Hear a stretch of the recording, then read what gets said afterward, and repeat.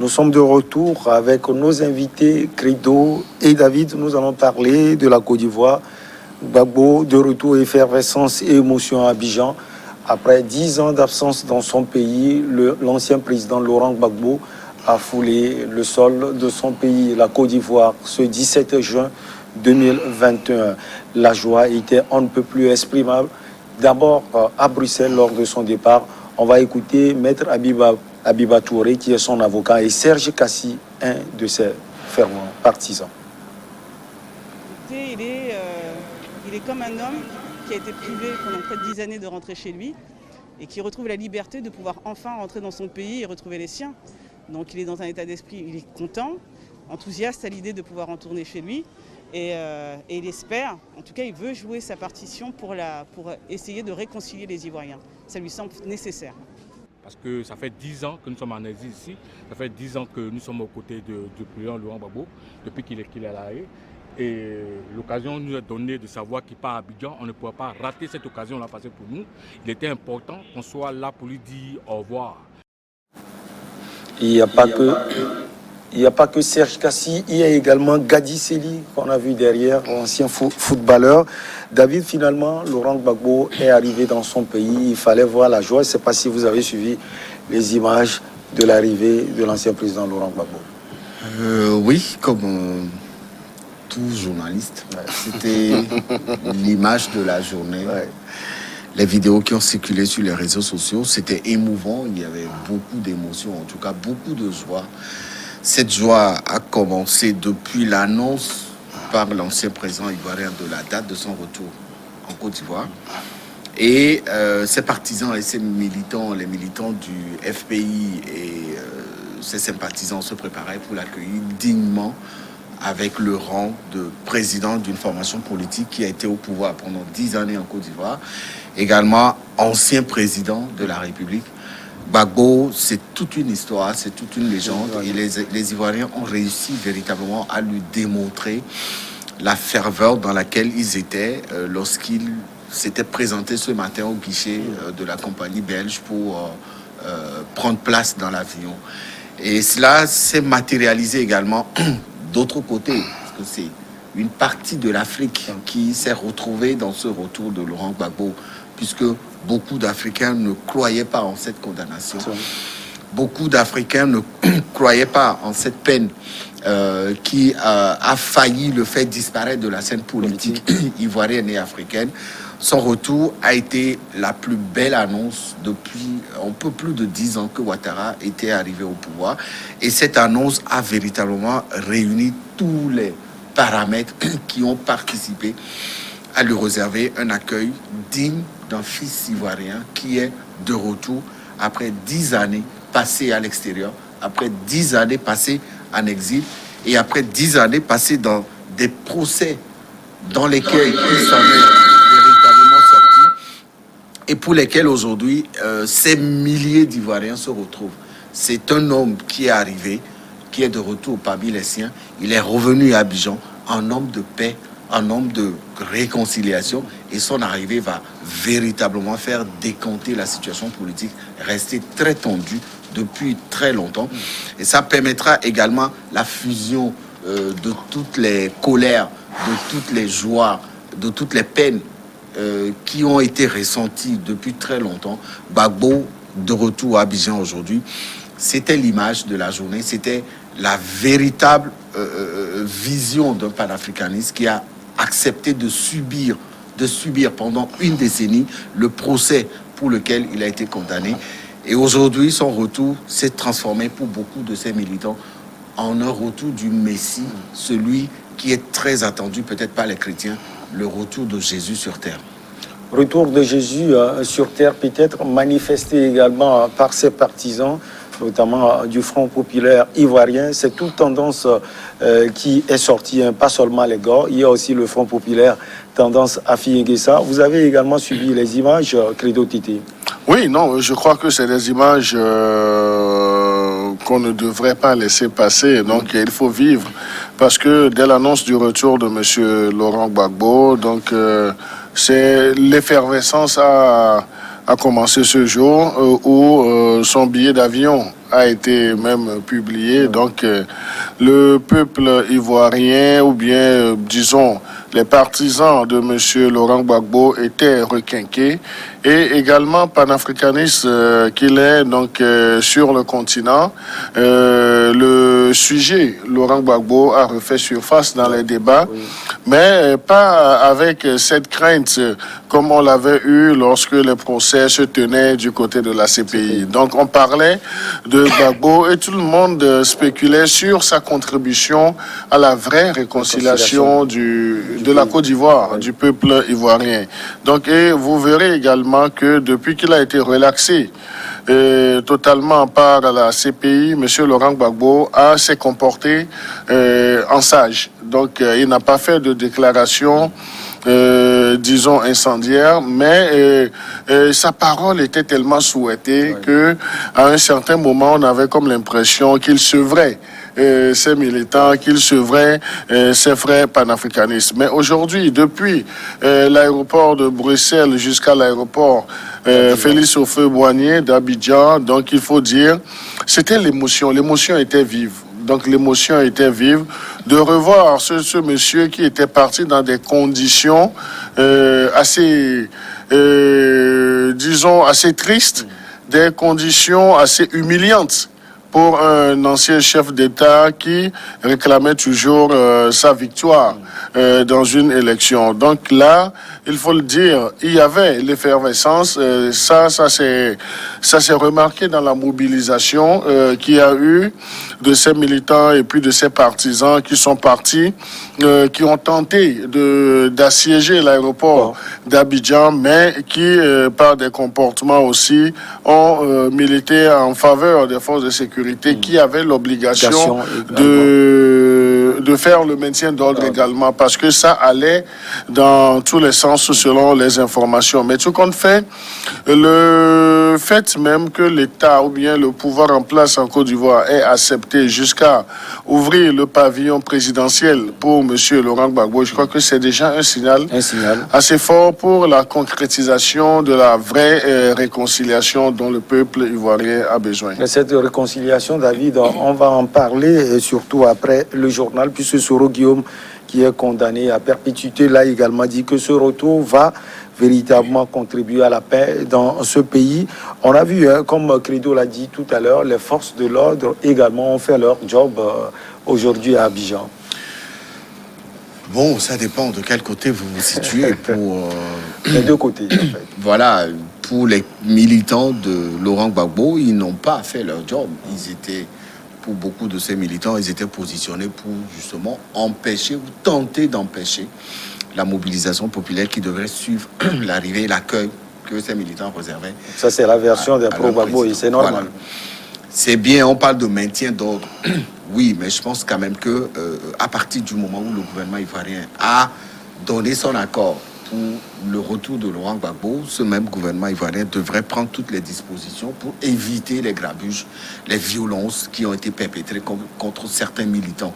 Ces violences ne sont pas récentes, hein, c'est pas aujourd'hui seulement. Les violences contre les militants de Gbagbo étaient faites depuis très longtemps. Et toute la semaine, depuis lundi, on a vu des militants qui ont été agressés, soit par les militants du parti au pouvoir, soit par d'autres adversaires, comme on le dit souvent. Voilà. Et tout ça a été bien organisé. On sait comment ça se fait. Le président Gbagbo n'est pas le seul ancien président qui revient dans son pays après 10 années ou après des années d'exil. On en a vu dans d'autres pays. On en a vu également en Côte d'Ivoire. Hein. Voilà. Alassane Ouattara aussi était revenu. Voilà, justement.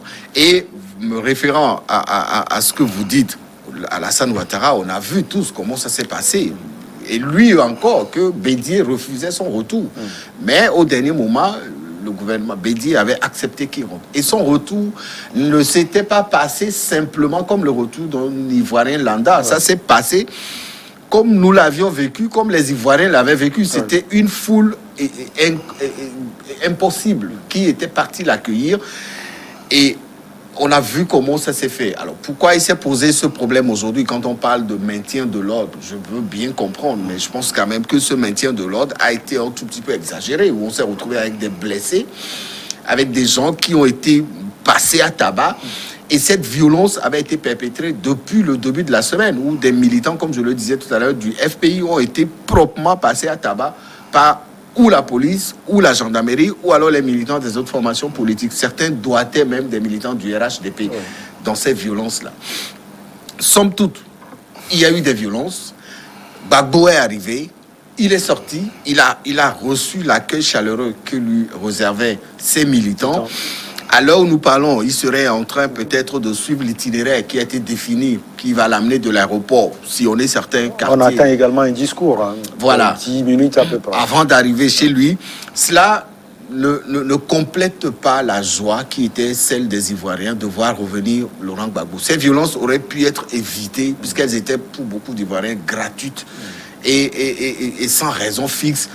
La police a tiré des gaz lacrymogènes. Ils ont procédé à des arrestations. Ils ont tabassé des jeunes. Les gens sont sortis ensanglantés, etc.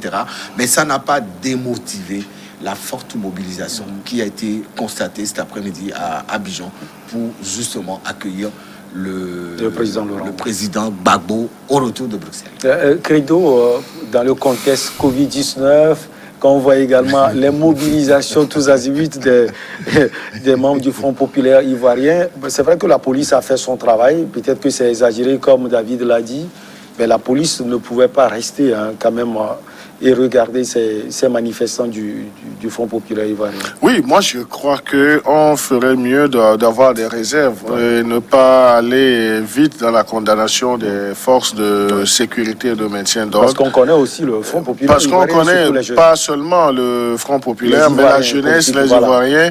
L'excitation aussi peut amener à ces genres de situations. Mais ce que nous disons sur ce plateau, nous déplorons tous qu'il y ait eu disons, ces violences. Donc, on aurait souhaité que le retour de M. Laurent Gbagbo dans un sens de réconciliation ne soit pas entaché. Oui. Maintenant, c'est arrivé. Maintenant, il faut situer les responsabilités. Il nous en souvient également, lorsque la date du 17 juin avait été communiquée sur le retour de M. Laurent Gbagbo, donc on avait assisté à du ping-pong politique, des courants politiques. Il y avait même eu un acteur ivoirien qui a même fait une conférence de presse pour dire que ils vont se mobiliser pour aller le cueillir du côté de l'aéroport. Le même acteur s'était présenté au tribunal pour aller rencontrer le procureur. Donc il y avait assez de l'étincelle qui était vraiment en l'air. Peut-être parler du président du collectif des victimes de 2010. Oui, justement, dont j'oublie, dont le nom m'échappe. Et donc là, je crois que avec tous ces faits ajoutés à la période de la Covid, donc je crois que on devrait également assurer le maintien d'ordre. Et le maintien d'ordre est assuré à divers degrés. Donc je le dis, et comme nous le disons, ce qu'il y a lieu de déplorer, c'est qu'il y ait eu des tirs de gaz lacrymogène. Mais est-ce que les forces de sécurité n'étaient pas contraintes à ce genre de situation? Parce que il faut interroger l'Ivoirien même, la jeunesse, l'euphorie qui l'anime. Et lorsque ça part dans tous les sens, vous voyez, l'aéroport est un lieu stratégique. La convergence de l'aéroport aussi devrait obéir à des normes de sécurité. Donc, nous n'excusons pas les forces de sécurité d'avoir fait usage de gaz lacrymogène, mais on ne devrait pas aller vite en besogne aussi pour les accabler de tous les noms d'oiseaux. L'essentiel, l'événement qu'il y a eu, il y a quelques semaines, nous souhaitions sur ce plateau, voir l'actuel président, M. Alassane Ouattara, aller accueillir Laurent Gbagbo. Mais cela n'a pas été fait. Son retour a été accepté, bien que, au début, des acteurs du gouvernement avaient estimé qu'ils n'étaient pas mis au courant du programme établi, notamment le ministre de la Communication. Mais il y a eu un sursaut d'orgueil qui s'est matérialisé par la mise à disposition du pavillon présidentiel, parce que M. Laurent Gbagbo est et demeure un ancien président de la Côte d'Ivoire. Vous savez, le retour de M. Laurent Gbagbo va faciliter un certain nombre de choses. Et vous verrez que M. Laurent Gbagbo a toujours été un patriote. Et si nous considérons le message qu'il a laissé quand il était arrêté lorsqu'il était dans les locaux de l'hôtel du Golfe, si vous revoyez ces deux images, vous verrez que en fait, le gars, il a le sens de la mesure et M. Laurent Gbagbo n'est pas un vent en guerre. Donc c'est quelqu'un qui aime la paix, donc c'est un pacifiste et il a tenu à témoigner cela. Et j'ose croire que son retour en Côte d'Ivoire va augurer de lendemains meilleurs. Et ce que je demanderais, Monsieur Alassane Ouattara aurait fait un déplacement à l'extérieur du pays, mais je suis sûr que dès son retour, sa première audience serait d'échanger avec Monsieur Laurent Gbagbo et de voir comment est-ce que tous les fils de ce pays vont contribuer à matérialiser une paix définitive en Côte d'Ivoire. David, on parle de cette rencontre peut-être à venir entre Laurent Gbagbo, Alassane Dramane Ouattara et Bédié. Ah, bien évidemment, sauf qu'il faut qu'il y ait de la volonté, de la sincérité dans cette rencontre-là. C'est pas la trois parties. Oui, c'est pas la. Enfin, beaucoup plus de la partie qui dirige le pays aujourd'hui. Cette volonté n'est pas manifestée déjà en acceptant le retour. Non, mais le retour n'a pas été accepté par Alassane Ouattara. Le retour il a favorisé le lui retour. A été imposé. Mais rappelez-vous le début, en mars, il y a 2 ans, lorsque Gbagbo était dans le procès et dernièrement lorsqu'il a été acquitté, les premiers mots, les premiers discours gouvernementaux n'étaient pas favorables au retour de Laurent Gbagbo. Sinon, Gbagbo rentrerait depuis longtemps. Rappelez-vous de cette affaire de passeport qu'on lui a refusé de lui établir. Il fallait suivre les mesures administratives. Les mesures administratives étaient suivies. Son avocat avait tout dit. Ils avaient tout expliqué. Gbagbo était devenu un citoyen lambda. Les Ivoiriens reçoivent leur passeport dans le délai prescrit. Mais ça, c'est un passeport simple. Il a eu également celui Gbagbo a demandé un passeport ordinaire. Il avait introduit une demande pour se faire établir un passeport ordinaire. C'est le gouvernement ivoirien qui proposait de lui faire établir un passeport diplomatique, alors que c'était un piège. Tout le monde savait que c'était un piège. En quoi? Et donc, le passeport lui a été refusé pendant très longtemps. On parle de non-conformité de son acte de naissance, un truc comme ça. Ils ont sorti une raison valable aussi puérile pour le bloquer. Ça, c'était non, mais une raison qui est valable ne saurait être encore puérile. Une raison puérile pour le bloquer, alors. Et de deux, lorsque le passeport lui a finalement été donné, rappelez-vous des discours de Ouattara lors de ses sorties populaires. Où il disait, oui, j'ai demandé qu'on achète un billet en classe affaires pour Gbagbo et toute sa famille qui désire rentrer à Abidjan, etc. Et ce n'est pas une bonne sortie, David? Tout le monde sait.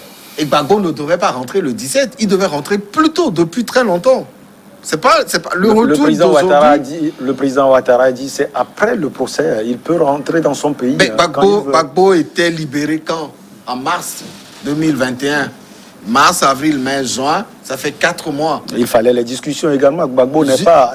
C'est pour ça que je vous dis que le retour n'était pas voulu, n'était pas accepté volontairement par Ouattara. Ça lui a été imposé par d'autres puissances ou d'autres relations de haut niveau. Et voyez vous-même, Credo citait un exemple très intéressant. Si Ouattara voulait vraiment du retour de Gbagbo, Ouattara irait à l'aéroport. Ou alors dans le schéma qui définissait l'itinéraire de Gbagbo, à son retour à Abidjan, un crochet rapide pourra être fait à la présidence ivoirienne pour rencontrer Laurent Gbagbo. C'est pas à Gbagbo de demander cette rencontre, c'est à Alassane de matérialiser cette volonté-là. C'est pour ça que je dis, cette rencontre dont vous parlez des trois, c'est pas, ils se sont rencontrés plusieurs fois, Bédié, Ouattara, Gbagbo. Mais derrière, il y a un manque de volonté. Il faut qu'il y ait une volonté réelle et sincère. Manque de volonté seulement de Ouattara? De Ouattara. Plusieurs fois? Ouattara a toujours été l'ennemi de Gbagbo. Gbagbo a toujours été l'ennemi de Ouattara. Les deux ne s'entendent jamais. C'est Ouattara qui est venu faire partie Gbagbo. Dans quelles conditions? Ils se sont entendus en 1996 contre Bédié.